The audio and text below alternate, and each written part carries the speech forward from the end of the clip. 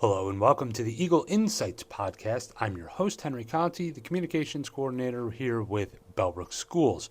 Today on the podcast, we have Jaime Burnham. She teaches 6th grade over at the middle school. Recently, she just won a couple awards for her work with a couple different shows, most notably for us, Matilda Jr. We talk about that as well as the upcoming production of Madhouse, which runs February 29th through March 2nd. We talk about her family and how her son has already been bitten by the theater bug and her history in theater, how she came about her job here at Bellbrook Schools, and her work with the Hope Squad. If you don't know about the Hope Squad, it is just a great organization, and she talks a little bit about that and why she is so involved in it. And of course, we have the flyby, so stick around. You're going to love it. All right, Jaime, thank you so much for joining me on the podcast today. I really appreciate it. I think the thing we need to get to first is you are the recipient of 2 awards. Yes. So happy for you. Thank you. Tell us a little bit about it. It is through Dayton Broadway Awards, and you get nominated from outside people. I was lucky enough to be nominated for a couple different categories and even luckier to win some of those. One was for Best Director, which was for my work with Alice in Wonderland with an outside company. I also help the Children's Performing Arts Center down in Miamisburg that reaches out to surrounding districts. We've had Bellbrook kids in those shows, which is really fun to see a broad range of community kids. And then Best Choreography, I got 2nd place for our Matilda show. And that was really encouraging as a dancer and director because it was a beast of a show this year. It was so noticeable, as people may or may not know. I show up during dress rehearsal, and I take photos and make sure we are publicizing that, and it was so noticeable that the dance was so impressive this year, and I've been around for 2 years, so I haven't seen a ton, but this year was so very impressive. Talk about that, having seen with Matilda Jr., the Matilda movie just kind of came out, I think, on Disney Plus recently, and they had a whole lot of dancing in there. So was that a goal for you to try to match that, or what kind of? I think I always want to do the best that I can, but something with this show, it's a show that I grew up loving as a little girl. I remember watching Matilda and having movie nights with my family, and so it's been something really dear to my heart. So I knew I wanted to pour everything I had into it. A lot of the things that I don't get to showcase is my dancing I started when I was 3, and I even danced and cheered all the way up to college. So it was really fun for me to be able to use that side of my brain for this show.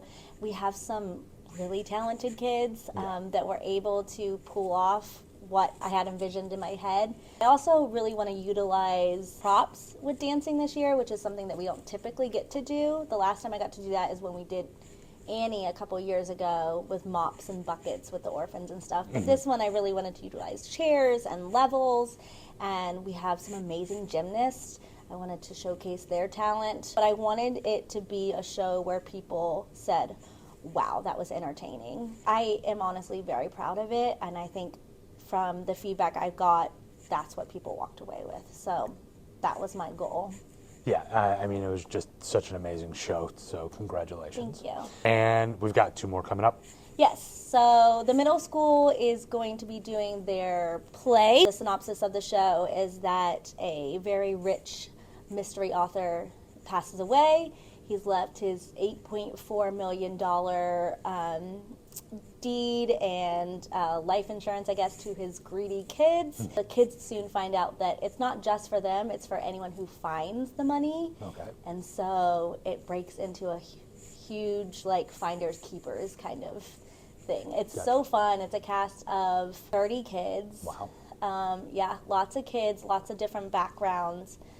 Again, a play, so not a musical, but they're loving it and they're really impressive already, so that's great. I'm excited. And then you're helping out with the high school? Yeah, and so now I'm taking on a leadership job over at the high school, so I'm the assistant director this year, which has been really cool to see kids that I had in 6th, 7th, and 8th grade now up at the high school. And we just finished Steel Magnolias, which was amazing. We had a good response to that. And now I'm so excited for Little Mermaid coming up. It's going to be the first weekend in May. We have an incredibly talented group of kids. And when I say group, it's 45 kids. Wow, that is a lot. It is probably one of the biggest groups of high school kids as far as musicals go. I am so excited. I'm also doing the choreography on that one as well, along with my friend Allie Geis, who's the art teacher at the middle school.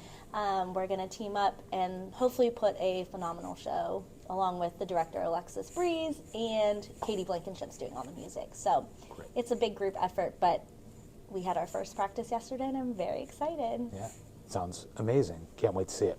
So you have been here at the middle school for how long? This is my 10th year of teaching. Okay. Kind of hard to say 10 years, but yeah. So how'd you end up here at Bellbrook?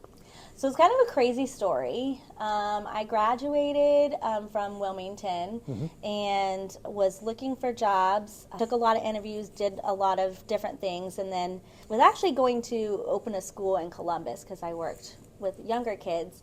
And then I saw something pop up. It was literally probably a week before school started in Bellbrook. And so I interviewed here with Jeff and Janess at the time. Then I went and interviewed at Xenia down the road, and then interviewed in one more place up north, all in the same day. Oh, wow. And then they said, okay, we want you for a second interview. So I did that with Dr. St. Pierre, was the superintendent. And then I did it with Xenia, and they both actually called and offered me a job 5 minutes apart from each other. Wow. And I just immediately knew, like, this was home when I walked in. The atmosphere in this school is unlike anything I've ever experienced. I can say 10 years later, it's still the same. But I took the job 3 days before school started. The kids didn't even have my name on their schedules. I had no idea what I was doing. We didn't necessarily have a textbook, and I was all social studies. So It was a whirlwind, and those kids are some of my favorite kids ever because I tell them that they're my guinea pig group with the guinea pig teacher. So, Let me see if I can do this. Yeah. Yeah, I wouldn't trade it for the world, though. It was awesome. So currently you teach specifically 6th graders, social studies and language arts. Yes. How do those things kind of commingle? They actually go really well together because I'm a big believer of writing across the curriculum.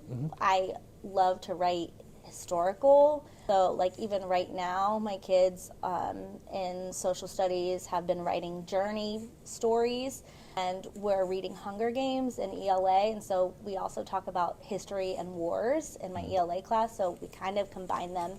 It's a really great combination class. So. Gotcha. And you said you did cheer and theater all through kind of high school and college? Yes. What is your favorite show to perform in?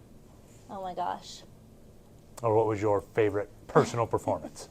My personal favorite was when I got to play Rusty in Footloose. Okay. A lot of people just know her as Sarah Jessica Parker in the movie. She's I'm a very similar character to her. Loves to dance, talks kind of fast, kind of flashy a little bit. So it was really fun. That was my senior show when I was in high school. I loved the music. Footloose, it's dancing. So I got to have both of the best worlds. Yeah. So, That's awesome. Where did you go to high school? I went to Springboro. Springboro? Okay. Well, It was probably tiny back then. It was very small back then. Yeah. I mean, the expansion wasn't even on the school yet. Yeah. So it was, they always say it was the good old days. It was like we were the last class of the good old days. Gotcha. At your shows, I often notice you've got a little guy in tow. Tell me about him a little bit. Oh, I always call my son my mascot with theater because usually when you see me, you see my son Paxton. Okay, yep, I've seen him up on stage. Yes, he's been in some of the shows. And he did Annie. He was a dog. And then he was a crocodile in Tinkerbell. Crocodile, that's what it was. Yes, Yep. The dog in Tinkerbell, too. Oh my gosh, it was adorable. Yeah, he, I think, has the acting bug now. So he's been in 5 shows, too, now.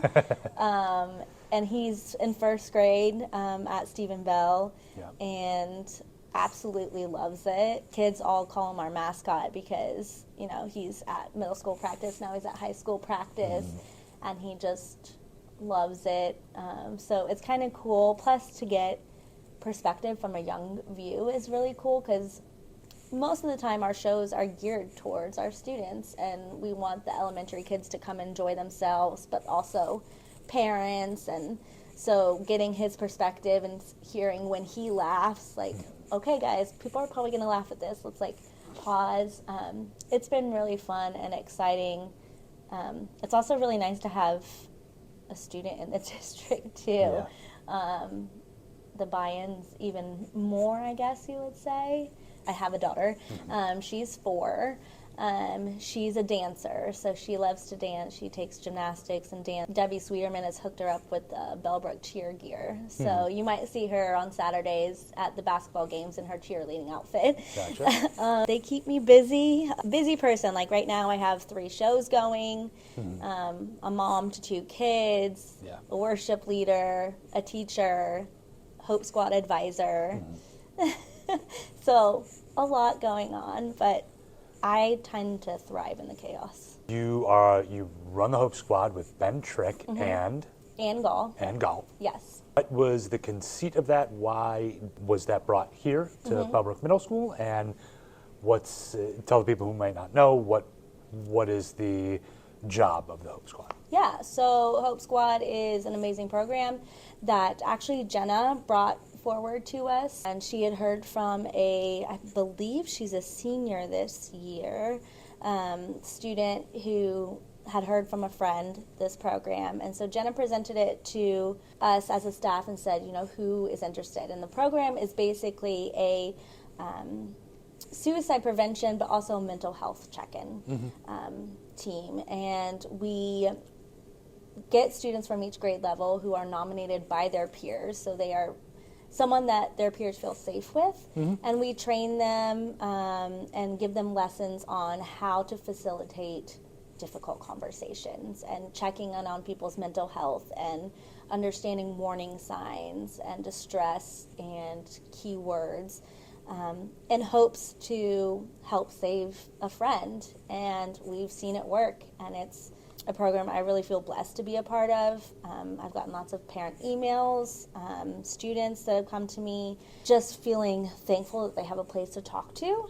We've gotten help to students that needed it, and it's really rewarding. Personally, I really just wanted to be a part of this as soon as I heard it, because I lost my younger sister, to suicide, and something that's very dear to my heart because of it. Mental health has always been something that we've talked about in my house as an open-ended conversation. It was never, we don't talk about that, and a lot of people don't have that. And so I wanted to spread the message that if you're not okay, that's okay, let's talk about it. And make it a safe spot and make it relatable. It's not just somebody has no skin in the game, I guess. So I really believe in this program. I'm really proud of it. Okay, so we'll get into the flyby. Okay. First question, favorite food? Favorite food? Mexican, probably. You get a lot of Mexican. Yeah. I hear that a lot. Yeah. What about favorite drink? I love Arnold Palmer's and grape Propel water. Grape Propel? Yes. Okay. What about favorite movie or TV show? What are you watching? Ooh, okay. I watch a lot of reality trash. Okay. So, like The Real Housewives, and I love Love is Blind on Netflix. So I sense drama as a Drama, theme for you? But then I also love, it's so funny because I think it scares my husband, but I love those murder shows, and I listen to a lot of murder podcasts. So I love true crime documentaries as well. Did you watch the one with Kaylee Cuoco on Peacock? Yes. That was really funny. It's so good. Yeah, that was really good. What is the go-to emoji? The cry laughing. The cry laughing. Yeah. Okay. I try to always be laughing, or other people make me laugh easily.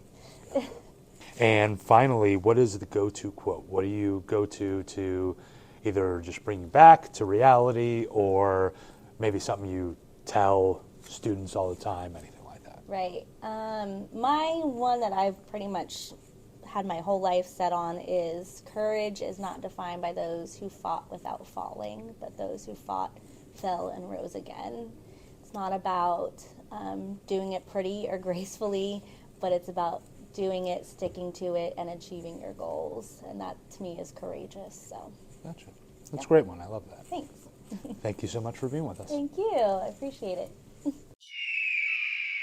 Wow, Jamie's great, isn't she? Thanks to her for joining the podcast. Really appreciate that. And now for the Eagle droppings. Sorry, folks, I've kind of let this one go the last couple times, but we are back at it. So if you're listening today, the day of release, February 19th, there's no school. On February 21st, there is the Health Moves Minds Family Night at BCI.